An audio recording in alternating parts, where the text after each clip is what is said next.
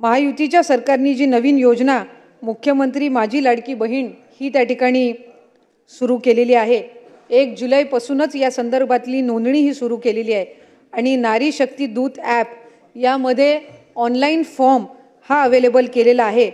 यामध्ये GR पहिला issue केल्यानंतर शासन निर्णय निर्गमित केल्यानंतर काही सुधारणा त्यामध्ये करण्यात आलेली आहे आणि ज्या सुधारणा करून तिथं आम्ही ते ॲप अजून अपडेट करत आहोत। आणखीन काही सूचना सुद्धा आलेल्या आहेत, त्यामुळे त्या सुद्धा या ॲपवर आपण लवकरात लवकर अपडेट करून या ॲपची क्षमता सुद्धा या एका आठवड्याभरातच ॲपच्या ज्या काही सर्व तांत्रिक बाबी आहेत त्या निश्चितपणाने सोडवल्या जातील। या व्यतिरिक्त जिल्हा बँकेतल्या ज्या अकाउंट असतील किंवा पोस्टच्या ज्या अकाउंट्स असतील हे सुद्धा त्या ठिकाणी ग्राह्य धरल्या जाणार आहेत। त्यामुळे त्या संदर्भामध्ये सुद्धा मी अध्यक्ष महोदय आपल्या अनुमतीने या ठिकाणी सभागृहातील सदस्यांना माहिती देऊ इच्छिते। सन्माननीय सुनील प्रभू साहेबांनी लाडली बहीण योजनेअंतर्गत काही त्रुटी आहेत त्या दूर केल्या जातील का, ॲपच्या संदर्भातलाच त्यांनी विषय या ठिकाणी नमूद केला।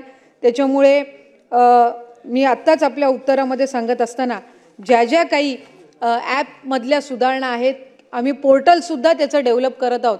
त्याच्यामुळे पुढच्या एका आठवड्याच्या कालावधीमध्येच पोर्टलसुद्धा हे निश्चितपणाने उपलब्ध असणार आहे। त्यामुळे ऑनलाईन मोबाईल ॲप सहितच पोर्टलवर सुद्धा आता फॉर्म उपलब्ध होणार आहे। ऑफलाईन फॉर्म स्वीकारण्याची सुद्धा प्रक्रिया ही गतीने सुरू आहे आणि साधारणपणे 15 लाखापेक्षा अधिक ऑनलाईन फॉर्म्स हे ऑलरेडी पात्र फॉर्म्स हे ॲपवर रजिस्टर झालेले आहेत।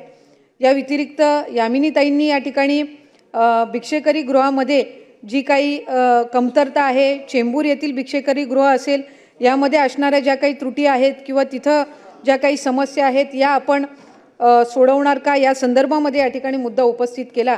सन्माननीय सदस्य महोदयांनी या ज्या सूचना या ठिकाणी दिलेल्या आहेत निश्चितपणाने त्या सूचनांना अनुसरून विभाग हे पावलं उचलेल आणि त्या संदर्भातला एक स्वतंत्र अहवाल किंवा रिपोर्टसुद्धा यामिनीताई आपल्या कार्यालयापर्यंत पोहोचवला जाईल। काही सदस्यांनी या ठिकाणी सन्माननीय सदस्यांनी उपस्थित केला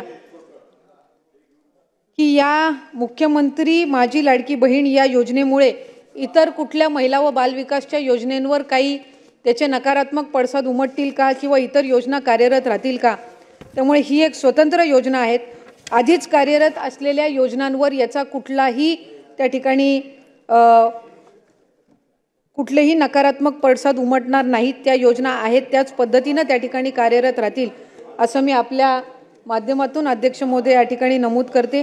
केंद्राच्या पुरस्कृत ज्या अध्यक्ष महोदय मी आपल्या अनुमतीने महिला व बालविकास विभागाच्या सभागृहात सादर केलेल्या सन 2024-25 या आर्थिक वर्षातील मागणी एक खालील नवीन बाब क्रमांक 30 ते नवीन बाब क्रमांक 33 मधील 10,008,16,02,000 फक्त इतक्या रकमेच्या अर्थसंकल्पीय मागण्यास मंजुरी देण्याची मी आपल्या मार्फत सभागृहास विनंती करीत आहे।